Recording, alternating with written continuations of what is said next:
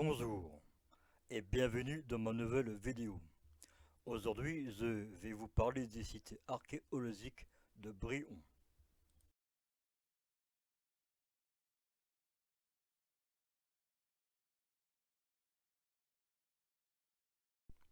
Le site archéologique de Brion est un complexe proto-historique et antique, situé sur le territoire de la commune Saint-Germain-d'Esteuil, dans le département de la Gironde.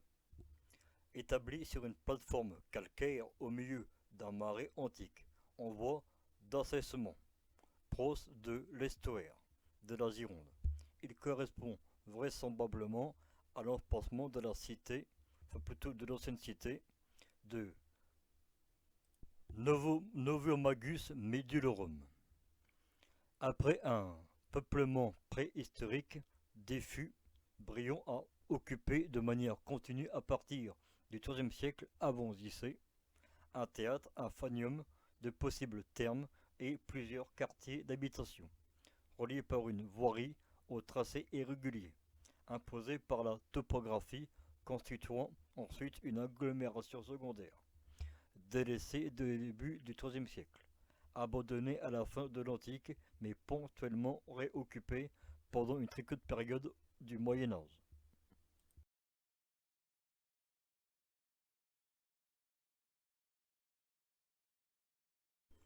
Le site se trouve au cœur du Médoc, entre l'Esper Médoc et Pauillac, à 5 km à l'ouest de l'estuaire de la Gironde et à environ 600 mètres à l'ouest du hameau de Brion, sur la commune de Saint-Germain-d'Esteuil. Il est implanté sur une plateforme calcaire de l'Écouen supérieure, d'une superficie d'environ 18 hectares, dans le marais de Resson, sur un terrain en partie boisé de l'époque contemporaine.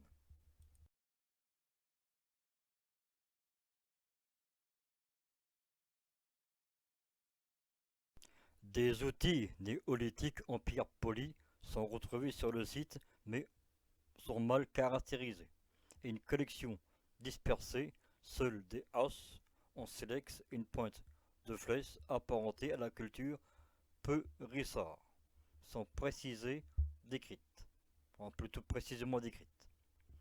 L'âge de bronze est documenté à Saint-Germain d'Esteuil par des divers objets, haches, bracelets, pointes de lance, mais les trouvailles hors contexte archéologique sont mal ou pas du tout localisées.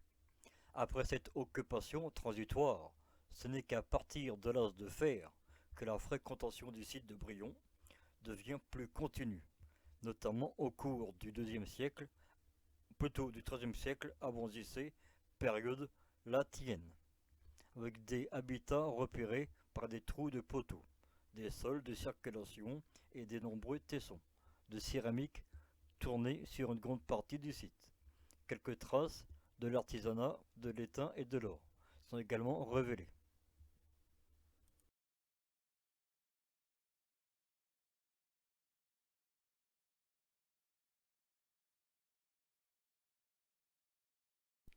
Selon toute vraisemblance, et malgré l'absence de preuves formelles, c'est bien cette agglomération que Claude Ptolomée cite dans sa géographie, vers l'an 30 de notre ère, sous le nom de Noviomagus, qu'il se situe dans le Médoc. Dans cette cité, alors avec Bourg-qui-Agala, donc Bordeaux, l'une des 20 villes de l'Aquitaine romaine, qui s'étend de la Loire aux Pyrénées. Le site se trouve au fond d'un vaste baie marécageux, proche de la Gironde, qui se transforme progressivement en tourbière à partir du néolithique, et tout en état de cause incapable d'accueillir des bateaux de grand gabarit. C'est certainement dans la seconde moitié du 1er siècle que l'agglomération antique se construit et se développe, adoptant sa parure monumentale, théâtre et temple pour les monuments connus. Cette période dure jusqu'à la fin du IIe siècle ou début du IIIe siècle, où la site décline et finit par ne plus être habité de manière pérenne. des traces d'occupation sont encore assistées jusqu'au milieu du IVe siècle, notamment dans le secteur du temple. Mais il semble s'agir d'activités liées à la récupération de matériaux dans les ruines. Vers le milieu du XIVe siècle et après une longue période d'abandon où sert de carrière de pierre, ce site est à nouveau occupé. Une maison forte est construite sur les ruines du théâtre, composée d'une tour de logis et d'un logis cloisonné, plutôt d'un logis protégé par une enceinte. Elle semble habiter très brièvement dès le début des années 1340 et les débuts des années 1360, si l'on se réfère au mobilier retrouvé et aux monnaies céramiques.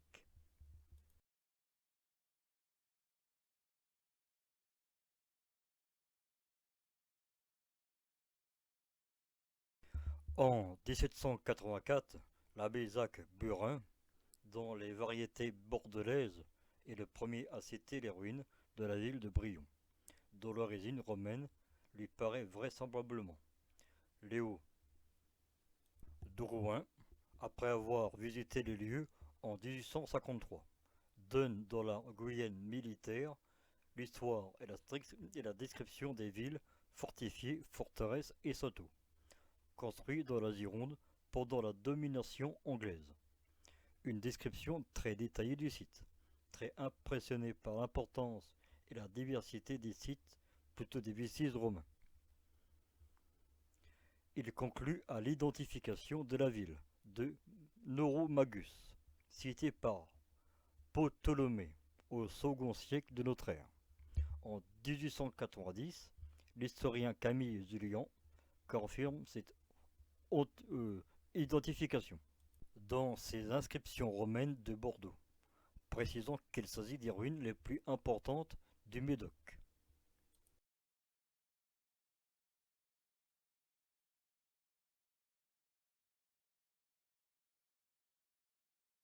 En 1966, Charles Galli et Jean Sevrier se font identifier par Jacques Copry, directeur des antiquités historiques, les vestiges d'un théâtre gallo-romain du Haut-Empire, puis en 1976, les sondages de Catrino mettent en évidence les vestiges d'un habitat pré-romain. Dès 1985 à 1990, une action d'envergure se traduit par la mise en place d'un sentier école, à l'initiative de Pierre Gramé, avec le concours des professeurs Louis Murin et André Crofréen, des étudiants de l'université de Bordeaux-Montaigne, et à l'association des archéologues locales présidée par Castagnier. En 2011, Vivien Maté utilise la prospection électromagnétique pour localiser d'autres vestiges enfouis, bien que les résultats soient probants.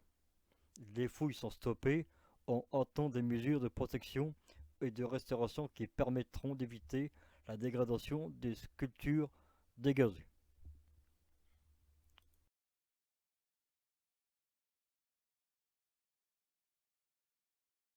Le site de Brion est un biotope caractérisé par des pelouses calcaires. Cet ensemble entouré de prairies humides avec des bosquets de chênes, de frênes et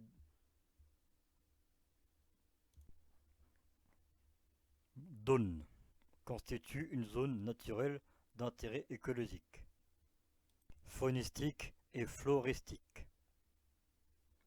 À l'écart des sentiers touristiques et sans budget suffisant, de nombreux vestiges restent sous terre, et le site est menacé par la végétation.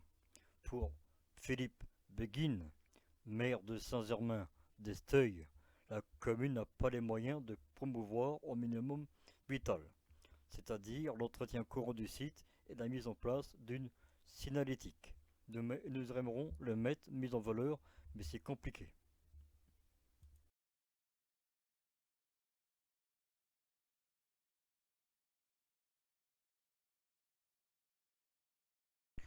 Les vestiges du site archéologique de Prion sont principalement ceux de l'agglomération gallo-romaine construite vers le milieu du 1er siècle de notre ère.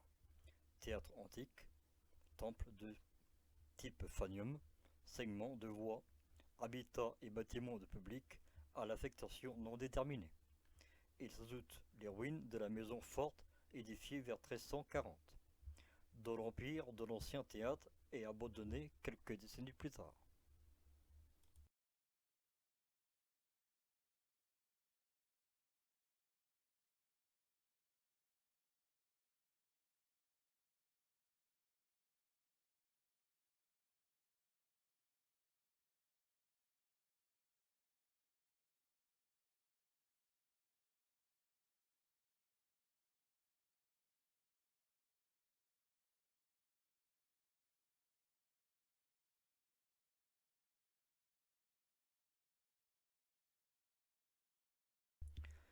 Le théâtre de Bréon est inscrit au titre des monuments historiques depuis 1984, daté de la deuxième moitié du 1er siècle. C'est actuellement le seul théâtre gallo-romain connu dans le bassin aquitain, au sud de la Gironde, de la Garonne plutôt. Il est construit au sud-ouest du site, sur les marécages de l'agglomération antique. Son plomb, qui a pu être reconstruit à partir des maçonneries apparentées, fait ressortir ses principales caractéristiques, la clava, hermie, attendez, hémicycle, formé de 4 anneaux concentriques sur lesquels étaient posés les gradins, l'orchestra, de 23 mètres de diamètre au centre de la clava, la scène de taille réduite et de murs de scène, dont la longueur est égale au diamètre de la clava, 57 mètres. Sa capacité est d'environ 2200 places.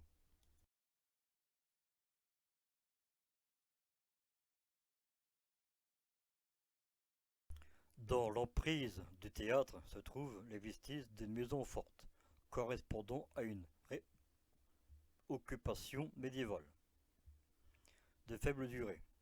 L'ensemble comprend une tour, un corps de logis, une basse-cour et une enceinte, à l'emplacement de la scène de l'ancien théâtre. La tour est un bâtiment carré, de 10 mètres de côté, conservé sur une hauteur de 2 à 3 mètres.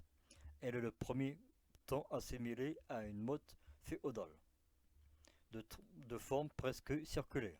Elle apparaît alors dans les dessins de Drouin, car ses vestiges sont alors noyés sous ses propres décombres. De forme rectangulaire, le corps de logis, totalement indépendant de la tour, se compose de 4 pièces qui comprennent appui sur la partie basse de la clava du théâtre. L'extrémité nord est promontoire, semble avoir constitué la basse-cour, une enceinte associée des structures antiques, un style de talus et fossés, créé au Moyen-Âge. Cette maison forte est le témoignage architectural le plus tardif de tous les sites archéologiques, définitivement abandonné par la suite.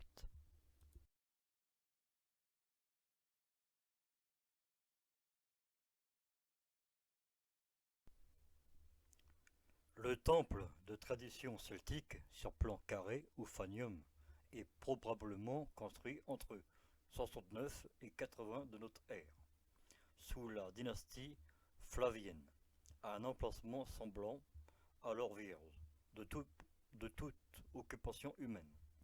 Ces maçonneries font appel, comme l'ensemble des monuments du site, à l'opus maximum. Les seuls vestiges sont préservés sur la base des murs et des revêtements de sol, sur lesquels les fouilles ont relevé des tuiles et des enduits peints, des débris de marbre, de sapiteaux et de frise plutôt, du quatrième style pompien, ce qui permet de dater la construction du monument.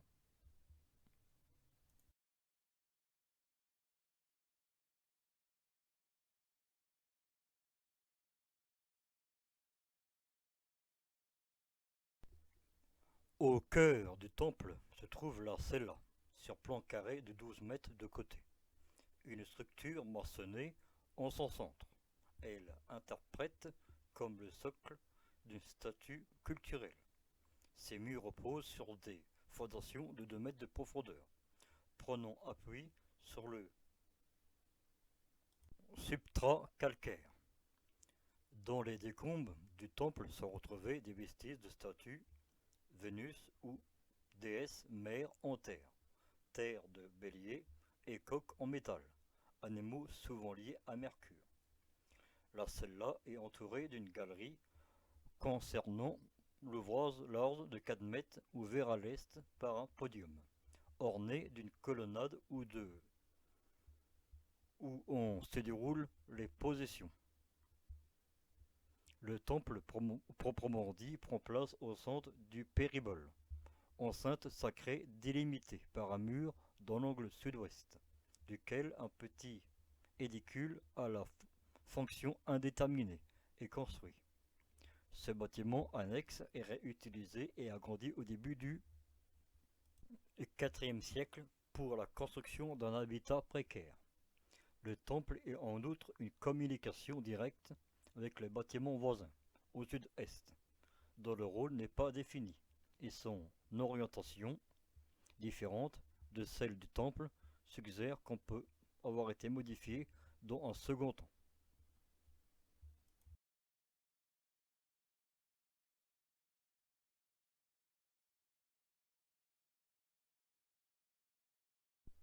Le carrefour de deux voies est formellement attesté, sur quelques mètres de longueur, à l'ouest du temple.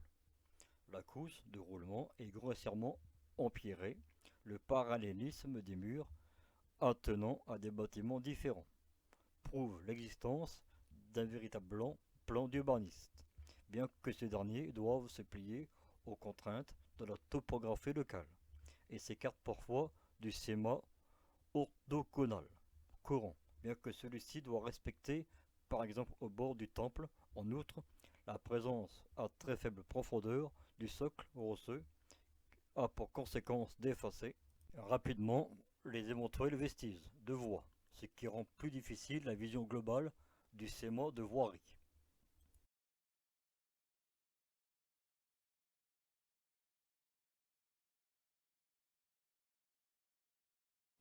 Plusieurs secteurs d'habitat respectent un plan bien organisé dans la moitié nord-ouest du site.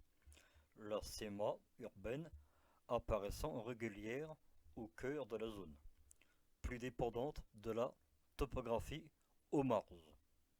La partie sud-ouest jusqu'au théâtre semble pour la partie vierge de toute bâtie. Certaines maisons aux marges de la zone urbanisée comprenant un alignement de pièces précédé d'une galerie et pourvu de bâtiments annexes, le tout étant inscrit dans des enclos qui semblent attester une activité agricole. D'autres bâtiments non fouillés sont signalés à l'extrémité nord-ouest du site autour du temple. Les observations du XIXe siècle font un état de mur en petits appareils de briques de Tégoulé et de questions de poterie.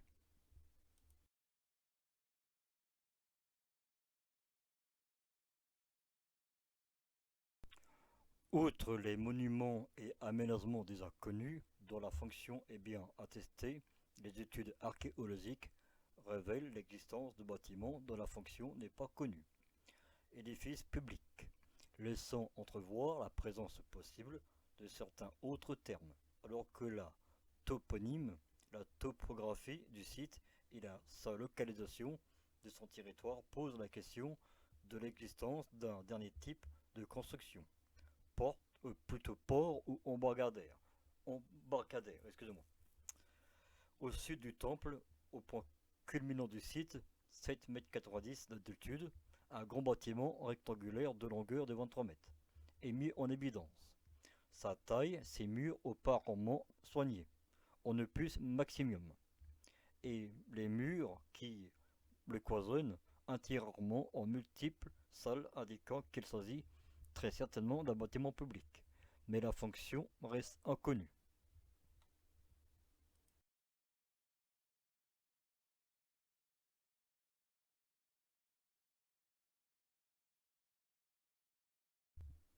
La découverte de nombreuses tubuli et tuiles à mamelon couramment utilisées dans les dispositifs de sauvegarde des termes et retrouvés lors des fouilles du temple suggèrent l'existence d'un édifice thermal, sans doute au voisinage et peut-être dans une zone inexplorée, au sud de celui-ci. Le bâtiment adjacent au temple au sud-ouest de ce dernier est parfois qualifié de postotherme. Si l'existence de thermes à Brion est définitivement attestée, se poserait la question de leur alimentation en eau. Aucun dispositif de ce type n'était mis en évidence sur le site.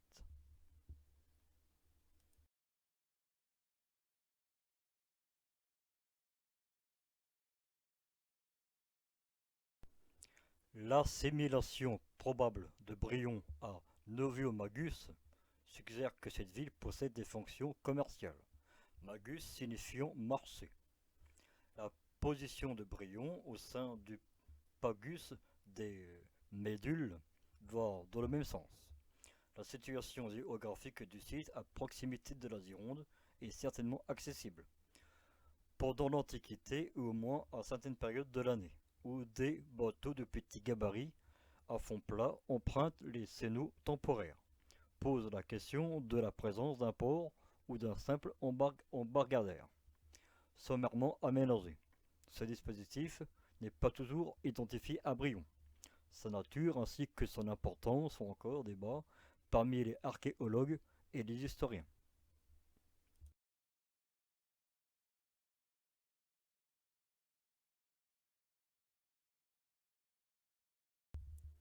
Les restes de 140 amphores trouvés sur le site sont conservés à la maison du patrimoine de Saint-Germain-d'Esteuil.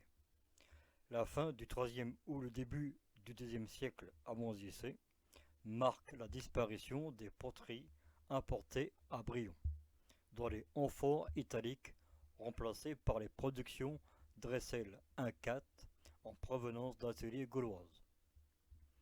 Le site a livré un fragment d'amphore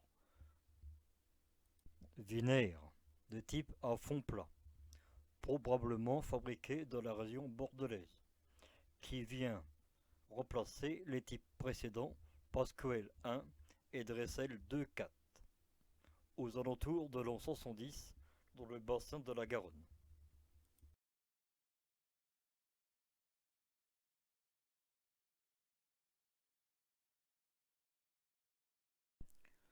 Les fragments de céramique issus du site archéologique de Brion couvrent toute la période de son occupation jusqu'à son abandon au IVe siècle. Les poteries sont des céramiques communes non tournées ou des céramiques saint-onzaises de la seconde moitié du 1er siècle avant JC. Des fragments de céramique siliés des ateliers de poterie antique, de Motan, dont un fragment d'assiette dragué 15-17, le tout attribuable à la première moitié du 1er siècle des céramiques communes.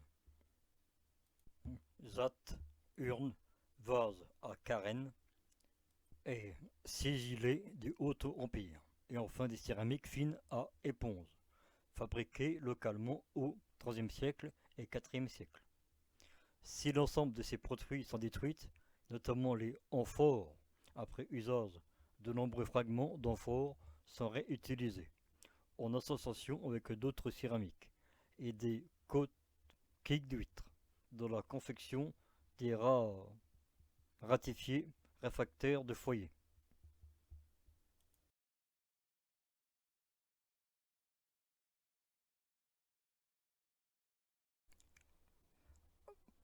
Un inventaire basé sur trouvailles faites lors des opérations conduites entre 1985 et 1991, fouilles, sondages et ramassages de surface, ainsi que dans les collections privées et en provenant d'investigations antérieures.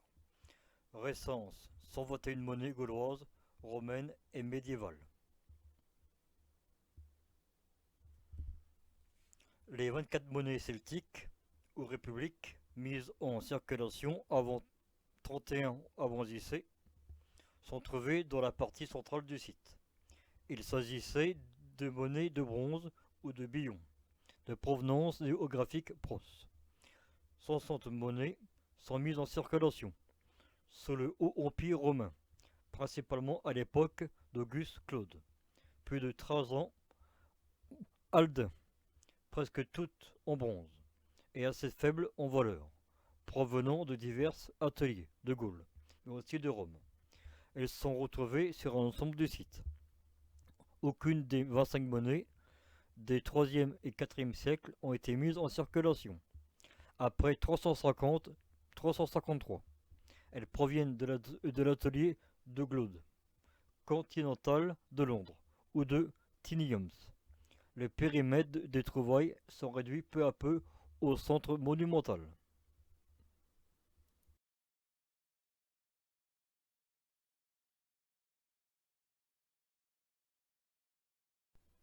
Les monnaies médiévales de Brion ne sont représentées que par un corpus de 12 exemplaires. L'un d'entre eux est datable entre 1087 et 1137, selon les inscriptions peu lisibles qu'il comporte. Tous les autres datent de la période d'Édouard III, qui règne alors sur l'Aquitaine, avec un pic dans les années 1350-1360. La plus tardive de ces monnaies peut dater de 1361 à 1363. Ces monnaies de faible valeur et généralement réservées aux achats courants de la vie quotidienne sont toutes retrouvées dans les décombres de la maison forte.